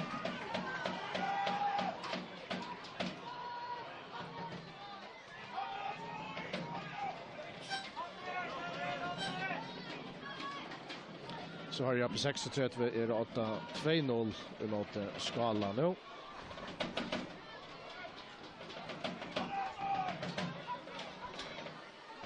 Och UIF har lagt sig 8-1-0 emot AP. Det är Potletskar. Ska finna vi lägger av. Och så har man vara brottspars men det är alltså inte Jalkurmester skjuter men vi synar av någon och Simon nej inte brottspars. Jag vet inte man för Jim kan se honom med. Nej, jag hade inte. När du vänder Rick och Buster Jim, jag vet inte man kommer ihåg honom och det har alltid. Det är väl lite ja.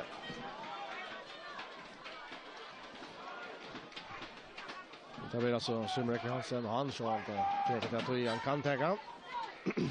Men har ju Röjne desperat att säga rätt. Men Kommer inte till det helt stora än. Det undrar mig att en som Sonny Olsen han är så mycket som blir man för upp. Nej, han sitter här igen. Det är en Klackstensson. Ja. Men okej, jag är ju inte spelat han ena utskiftningen efter och ja, kan vara att han vill ha en Klacksten över att han ska sitta fyra och den kant till loppslutet. Ja, det kan vara så. Men det kan så stått sig såna i Navatlon, men absolut. Ja. Och så här. Vi har special lite strax, men Esten har kommit till Einar Trönderjek inkast Kai.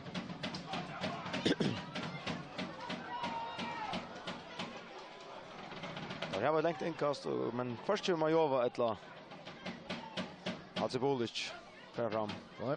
Bollen kommer in och i Brostein känner så ju välkommen ut där och Sumrek Hansen.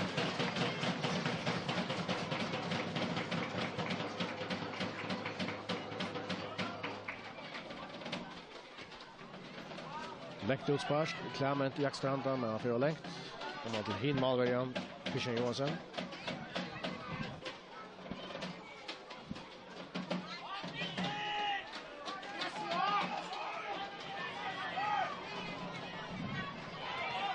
Jag kommer i mitten ner, ja, högra backen så Tobias Olesen.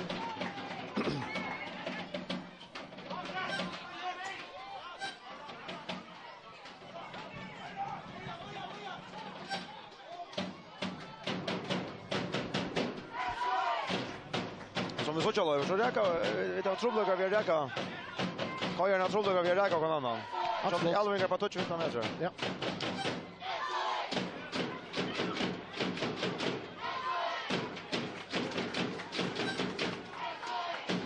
Inkast Langsson. Ja, och det är framvägs 2-0 till NSOI emot KOI. Nu vi kört av spalt i 3,5 minuter. Nu är inkast NSOI när vi brottsar in KOI vänster så Einar Trönderjek för att ta det. Mekva Gular, Blåse kommer in i KOI brottsar. Nu är känt att väl in och den KOI som ska lämna ut över Hotnaspark till NSOI och i löt inte som bäntro att NSOI ska föra missa så lasna. Nej, tar det väl bättre. Tar jag säga till att det mesta som är och KI har inte svär att vi ankelt alla på men det blir inte ordet så där så här. Och Simon Hotman sparkar här från NSOI. 8 Fredriksberg. Målskytten till 2-0 för att ta det. Och Jimda och Zaka första in och för näker attack mot nästa bollen. Einar Trönderjek har alltid färran. Allt nu Hotman flatche och sparkar en karriär och där lukt Hotman spark och hesa för hinner med igen. Och jag rotonerar av Einar. Sparkar bollen i David och bollen för Hotman spark. Det blir en tonker row för Klackskingar. Det får nästan något när det har sett. 8 Fredriksberg för att ta den. Vänstra beinet där vi ganska skruva som ut fram till nej, han vill spela han stått ut till utanför bossen till Einar Trönderjek så fram bollen åter. Vi har gått loss och lägger inlägg till Jens Nice till väl fyra. Jens Johansson är där för hött jag. Kväder det vi. Christian Johansson loftar och i Malbergen loftar. Christian till David Langkor. Han sitter fyra vänsterbacken nu Chakawe. Narskas Mine. Det är så avgjort, det är så vänta och spela åter till Majova Alli. Majova Alli vill truster av Clement Olsen. Och här kommer så B2L. Spelar stått till Nikolaj Köllers, till Paul Johannes och Stinsen. Fer fram vid Einon, Paul Johannes. NSOI vi har kommit igång och stå nu. Ja, Marsten kommer in i brottstegen ut i vänster så gör Likran 4 och räknar kvar i hött. Och bollen för ut här halvtid och tar vi inkast till NSOI. Inkast till NSOI. Så spalt i 45 minuter och tackar lycka till vi. Det är vant jag tar färra att kasta det in i brottstegen. Kom till väl hänse. Einar Trönderjek kastar längt och det kommer väl in och Jens i brottstegen. Christian Johansson är helt i bollen och kvar så Köllers skjuter räcker och en karriär och tar vi målspark till KOI eller helst räcker NSOI 45 minuter farner 2-0 till NSOI. Där kommer höra också gånger och i havn med till en Happy och Wigging.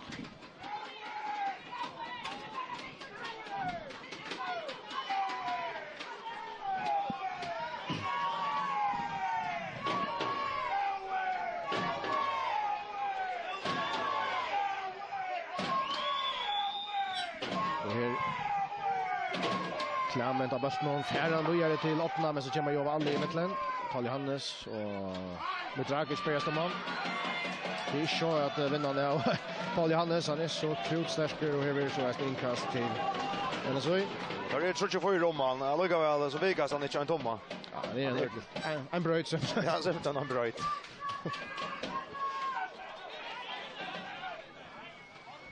Per Langgaard där. Lejen så 8-1-0 ta och i 2 minuter var farner av Satna Elijah. Sedan var det så 8 Fredriksberg.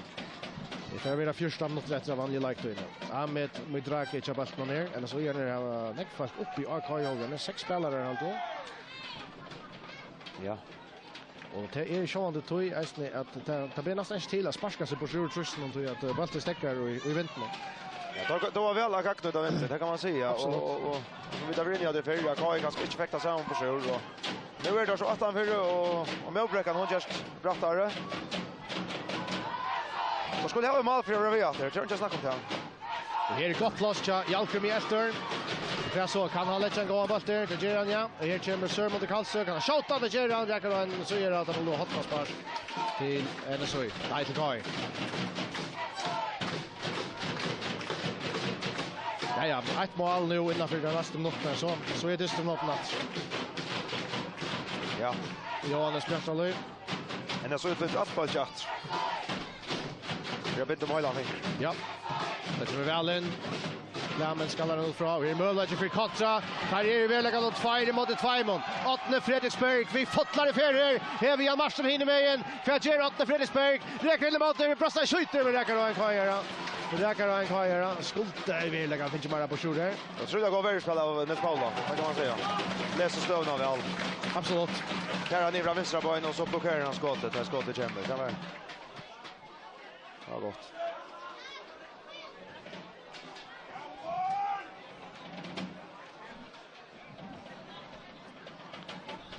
Tog en gång runt han för klaxingar och ska man göra också, ska man göra det nu. Han har inte sagt urslit i här och i havn stadionspikar men måndagsfridag då. Här rockar vi. Ja, här rockar vi. Och det lägger väl också att det inte trösta. Ja.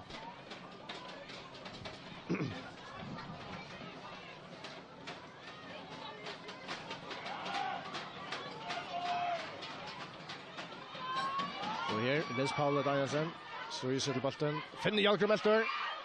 Potlatskär. Så är det Röjna för Hatsibulic men nej. Och så är det Klammen så i Jackstar hända bollen. För Fältron. Ja, till Geran. Där ger Klammen Olsen. Och Fältron har brutit det. Ja, okej.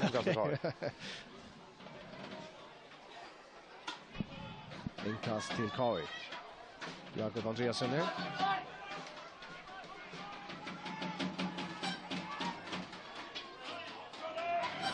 Röjna på att spela Kaira, men så gör han öliga grammer av mig till dem. Och efter här, Kaira har tro på att jag räkar på en annan. På att stått i allringarna. Och det krävs. Om det skulle kunna spela sig fram efter. Det är inte att jag kan länka hög i battanen. Majova Allier. Det var nya mot Semir Hatsibulic för en fältron, ja. Så Jalkrum Ester, i hamnar går stöva. Mittran in. Och kan så Einar Sandberg skalla bort. David Langgaard där. Tacklar sig mest med jetten. Så är Alvin Schissna gå och så kan den så en Einar för kontra kvar nu så inte skjuta Oskar natt för ja då. Den så gör det kommer vi fotlar för. Klammen Olsen. Och kan så Nej, han ska lägga på sjur. Skjuter han Paul Johannes och Jota Geran på innan Manchester United landar bollen. Paul Johannes och Stensen. Och finner så. Nej, finner inte Klammen.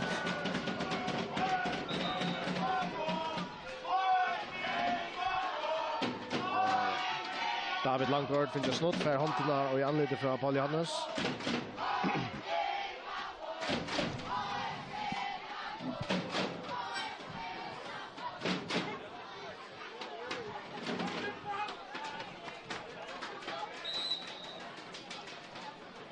Lägga högt. Här är det 20 minuter efter och i Runaberga och vanliga lektöjne och just i løten bender ikke så nekv og hva og fer at brøyde til for efter Krista så svärar NSU att det var mer orskoes med NSU. Det kommer vi alltså 4-5 månader i kontra med Kajan alltid flyger om för när så på att jag kommer plats att det är väl så snäll lucka vi och nästa men det vill Chinese att det vill lucka vi och nästa att det kommer ett mål att säga så håll det bara fram här rätt mål mån här två skulle ett mål komma här så är vi på väg klara inte så väl.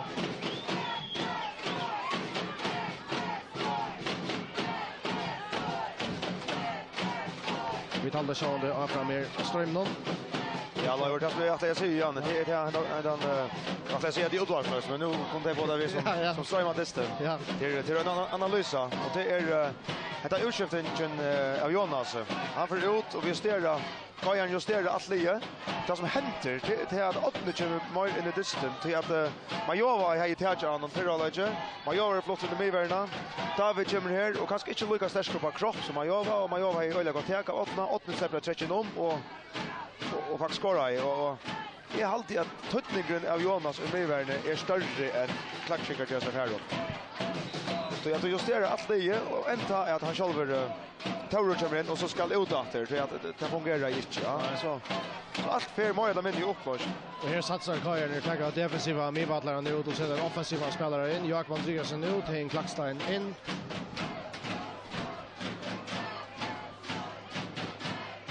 Jalker Mester för att tacka hotnasparken för KV.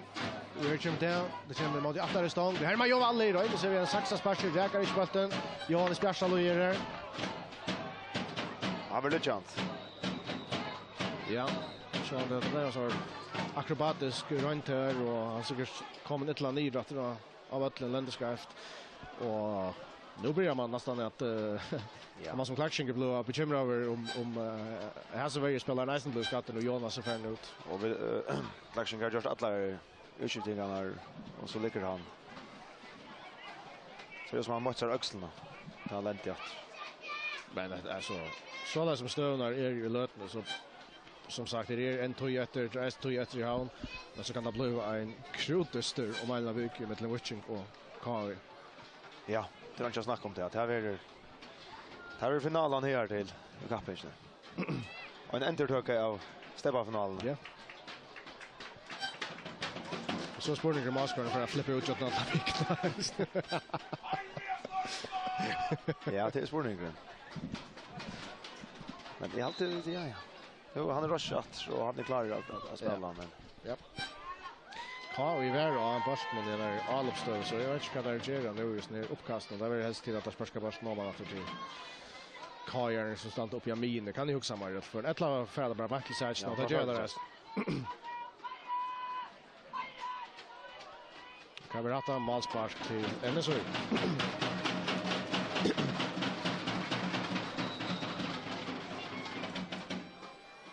NSU vi är i utskiftning och Tama har att han första chat Haimon. Det är Peter Knudsen som kommer in och ut för Jan Mortensen.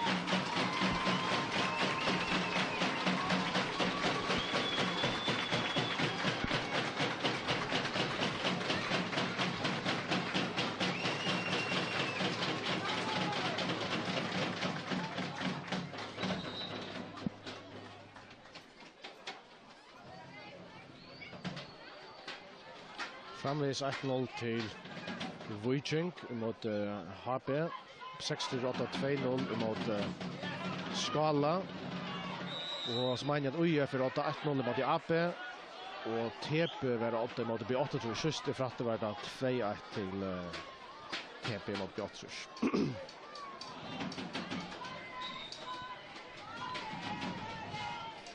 Här är inte så något efter i havn till Tavor ganska när 2 minuter framåt. Jag kommer 5 minuter efter här i Ronavik 2-0 till NSU. Lägger bollen ner mot Patrick Kleske. Det är Langgaard det vinner han. Så 8 Fredriksbergs men det är skönligare i sätten halvlek. Att det sedan för över 2 rättsar snäger fram vi David Langgaard en fantastisk galvering i rum. Det är Peter Knudsen det tar mot det Björn kan sannolikt ästa skjuta över ett gott skott och här kommer det Christian Johansson Bjärgar Ja, det är större brott då igen så en KI till.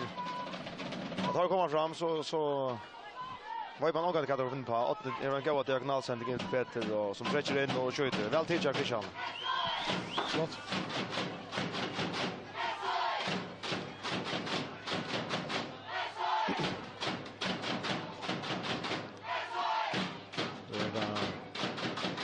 Johan Skartalöj för en kott. Inkast till en Sui.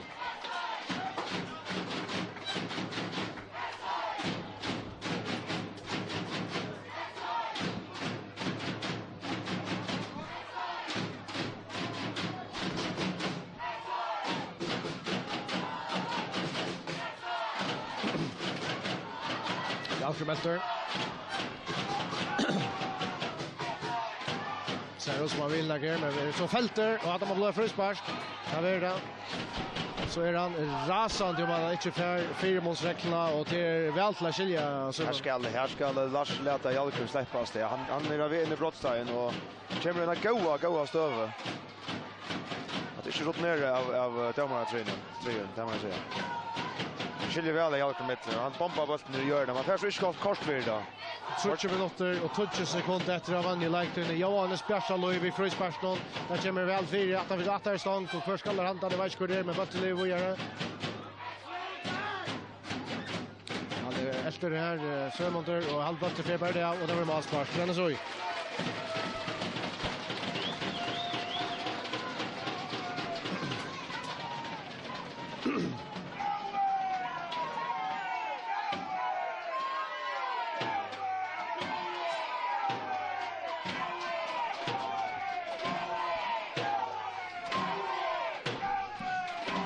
Gott lä och hennes och jag skår någon. Goer och där. David Langgaard.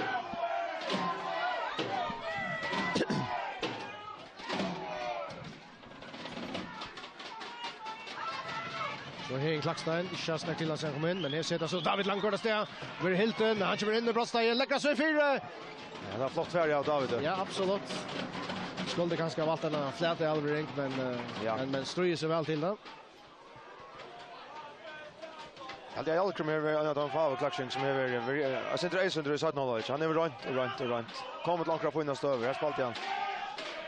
Ja, mot Potletsker och som räcker för en passning från att det är Jalkun som är bäst nu in i Brastinen. Ja, det om man var verkligen inne. Oj. Ja. Som räcker i täcka stöven Charlton. Stövan är i samma här till 2-0 till NSOI och är halva andra minuter efter av Anja Leiktun är så sista lötna i VK och i Jonta kom fram till Ocklorta lite bultar in i brottstegen.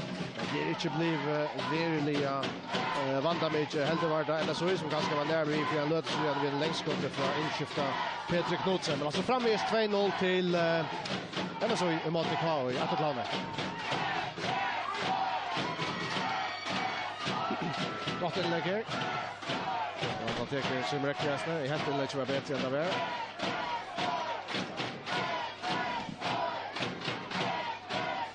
Som räcker.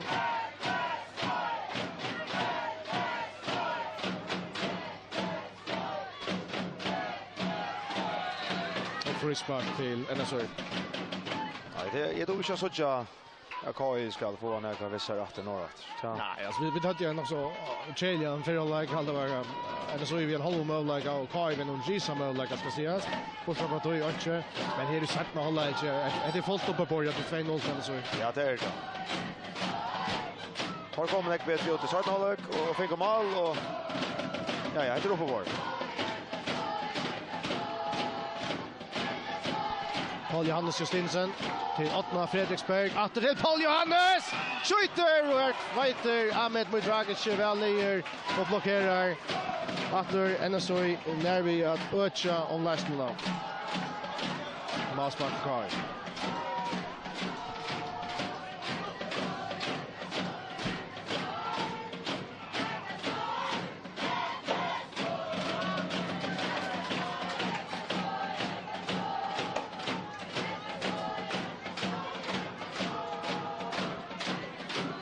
Ahmed Mudragic. Det var en längre boll ner mot Potletsker. Fire den så gör tar en fot av nästa. Hatze Bulic. Till David Langgaard. Jalker Melter. Så ska domaren lagt att säga att det ganska ska komma. Här kommer bollen fyra. Hatze Bulic. Trutche mot lagt att säga. Det är så Hatze Bulic efter.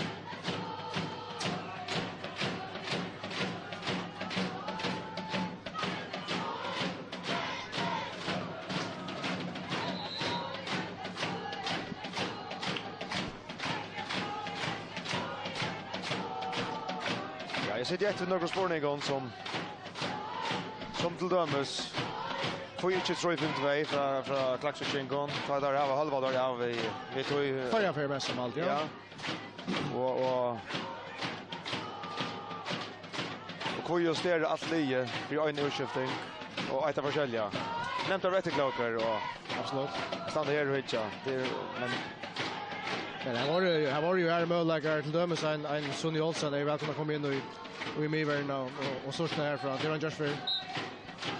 Ja, men här var det att Michael Hawks här att han ska ha en man som är stark i luften för att matcha Klammen. Ja. Och Heming kom till då att spela helt det kan nog. Johannes Bertalöj. Det tar väl för Patlatskar. Det är inte ordentligt kraft då. Kom till helt med man jobbar alla vänstra back ganska kort av ett nu med Verna och han har spelat nog snack i nästa stället så. Det är rimligt. Det så vill jag nämna stanna här och rätt klart. Kan inte snacka om det. Det så är väl Peter så då. Dystren och i Havn Elever Boichengar i mån 1-0 av Hapen. Här för Ali och förra lötle NSOI för 3 steg i det angivaste tog. Här för alltså Stig Klammet men så blir han fälter men han resten Rängstadter.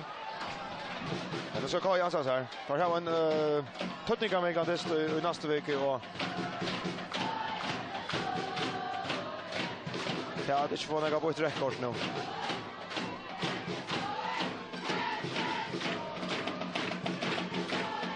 Ja, här är framvis 2-0 till NSOI. Vi är väl in i tøyene som domaren lagt att säga att han lägger trutcha mot att säga att Ancha Levas då i 3 stigande med verande och i Ronavik och det och det är som till satt i här. Här fröxlar domaren Destiny av NSOI har vunnit 2-0 vid målen från Per Langgaard och Otna Fredriksberg. Och detta ger, som det reisende nevnte, at det blir helt en standande spännande om en vecka ta og Voichenkur og KOI skulle spela, men samstundes hever NSOI eisne kanskje melda seg at Luitesentret inn at FM-strøye möjliga bättre till och i alla fall en flott prestation här i det sälja och i sätta hållage här ute driver Faurelian viskar det hade vinter undan och Kajan inte kunde sparka sig på Sjurborg Cornelia med 6 man och triste Kajan och då gav han mest utslag. Ja, då var det månader bättre så hade han chans att komma. Det tar komma in tar bättre att få spela Kajan.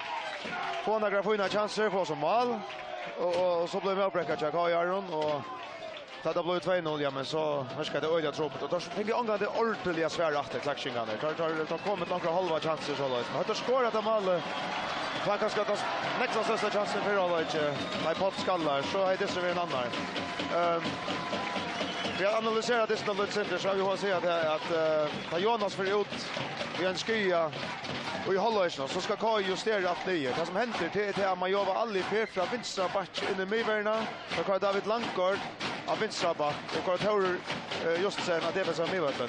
Det som händer till att har missat härche att öppna så spelar högra kant China så och han vill en stå högtan och till flyr för han bjöd i David i av. Inte då i David har funnits spelare men i av 8 så ska det ha att man jobbar alla som kan som inte täpper ändå och så kom 2-0 mål. Han stretch för boy och bästa Arjen Roppen stod så skruvar han bollen med så att ha. Till så att som också så är det Tottenham av ja Jonas som kapten och som lidspelare. Och han inskiftet kanske Chateau Jossen han spelade när det blev urskiftat rätt. Alltså jag till så att inte tävla ska ta prova så i Nils Paula och så är det spårningen en Sonny Olsen som inte fick tog av att någon där. Neck for Sportingar. Han inte var så att Mitchell var ett här neck vet kan vi bara veta men Men jag har mina spårningar och man är kanske en sitt lite av rösten man ständer sig och vi märker men att det är något som man äcklar. Och så ett annat som är att jag säger att det tar halva NSO i några för och tar då spalt vi 3-5-2. Så att nu spaltar förra 2-3-8 och det Riga switch. Nej, men vi kunde ju alla för nästan säga att nästa spurningar om Kylie men ett samförande Aurik från NSOI här och det är så kanske som jag nämnde Jan hever melda sig sinter innan tror i FM-kampen. I ötla för ett flott Aurik från hemmaligan här och det. Vi får att tacka för okon här och strömmingsne var det Hans-Erik Danielsen som tog sig av Mentnon och vi tar sagt för det någon live för det och Simon Johansson tack för att